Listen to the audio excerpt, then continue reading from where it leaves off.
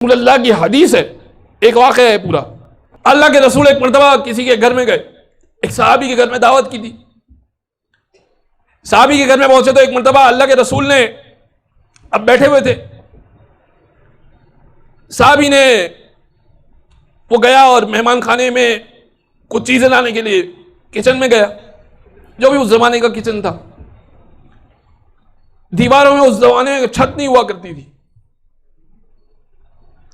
तो दीवार की मुंडेर पर एक मुर्गी बैठी हुई थी। उस मुर्गी ने अंडा दिया, असहाब बैठे हुए, और उस मुर्गी ने अंडा दिया। जैसे ही अंडा दिया तो वो अंडा जाहिर है कि लड़खड़ाया और गिरा।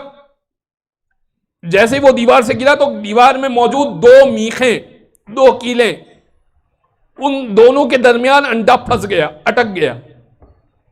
साहबी बड़े ताज्जुब करने लगे कि बड़ी अजीब बात है कि ऐन उस मकाम पे कि जहां पे कीलियां और मीखें थी, उसके ऊपर मुर्गी ने अंडा दिया और अंडा बच गया और उसका नुकसान नहीं हुआ।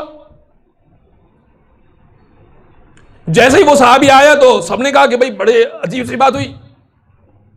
तो उसने कहा कि या रसूल अल्लाह, ये अजीब सी बातें मेरे घर में होती रहती हैं, कितने ही महीने हो गए मेरा तो कोई नुकसान ही नहीं हुआ आज तक।